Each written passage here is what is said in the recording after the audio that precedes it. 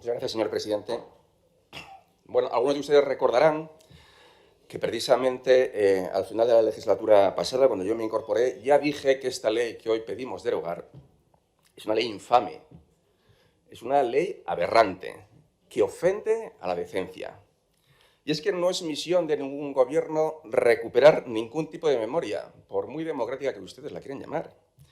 La memoria es la remembranza de recuerdos, de sensaciones, de experiencias subjetivas e individuales. No existe, por lo tanto, una memoria colectiva, salvo en la mente de los totalitarios, claro está. Ahí sí, ahí sí. La memoria, por definición, es personal, vital, por lo que difícilmente puede haber memoria de unos acontecimientos que uno no ha vivido.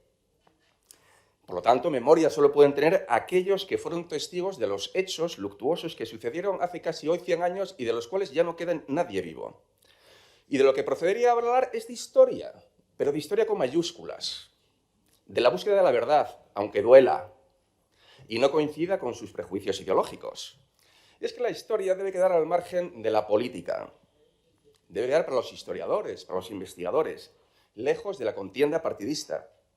Con esta ley lo que ustedes pretenden es agitar viejos odios y miedos, enfrentar a la sociedad y, sobre todo, deslegitimar al adversario político. Ustedes, los que promueven estas leyes o no apoyen esta iniciativa nuestra, son un peligro para la democracia, un auténtico peligro para la democracia. Para ustedes, o en su boca, democracia no significa nada, o más bien todo lo contrario. Significa la más aborrecible de las dictaduras, la dictadura totalitaria del pensamiento único. Cierto es que hoy ustedes no montan gulags, ya no los necesitan. Han convertido los colegios en centros de reeducación, en auténticas madrasas. Los hechos traumáticos que sucedieron en Europa en los años 20, 30 y 40 del siglo pasado debilitaron las incipientes democracias liberales, acabaron con el pluralismo político y abrieron paso a una era de violencia y pérdida de libertades. Y lo sucedió en España entre 1931 y 1945 no fue una excepción, sino la nota dominante en una Europa movida por las pasiones ideológicas, la violencia política y la deshumanización del otro.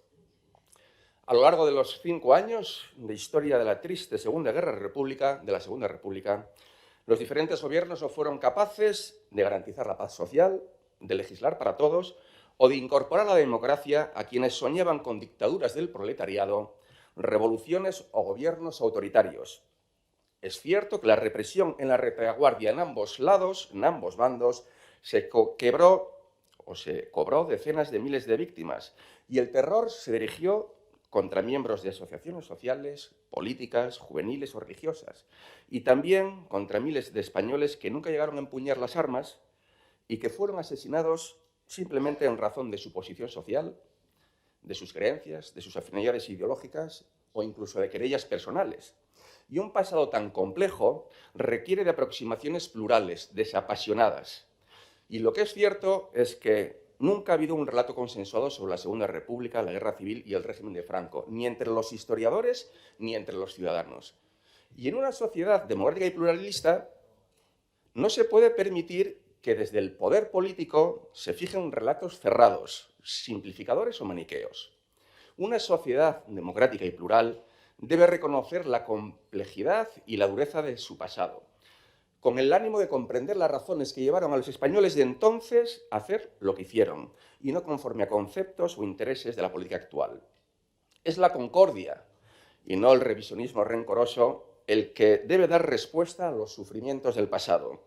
Y como políticos, nuestra misión, la de todos nosotros, es precisamente crear espacios de convivencia y demostrar a la sociedad asturiana de que somos capaces, pese a nuestras diferencias, de superar aquellos acontecimientos traumáticos, como de hecho ya lo hicieron nuestros mayores y la clase política durante la transición. Si ellos lo hicieron, ¿cómo no vamos a poder hacerlo nosotros casi 100 años después? Demos ejemplo. Esta ley no persigue implantar los valores de libertad, respeto y tolerancia que impulsaron la transición, no. Esta ley es una intolerable intromisión del Estado en la conciencia de los españoles, al pretender moldear su memoria individual, impedir la libertad de opinión, limitar la libertad de cátedra y castigar el trabajo de los historiadores si es que ellos no se ajustan a la interpretación establecida por ustedes como verdad oficial. Su derogación, la derogación de esta ley, como de hecho ya ha sucedido en Cantabria y en breve, gracias al acuerdo con el Partido Popular, se derogará también en Aragón, es una exigencia moral y democrática que busca la reconciliación y evitar que desde las instituciones y con dinero público se haga política de unos hechos que sucedieron hace casi 100 años. Una ley que busca enfrentar a los asturianos y, eso sí, también regar con ingentes subvenciones los chiringuitos de los amigos. Muchas gracias.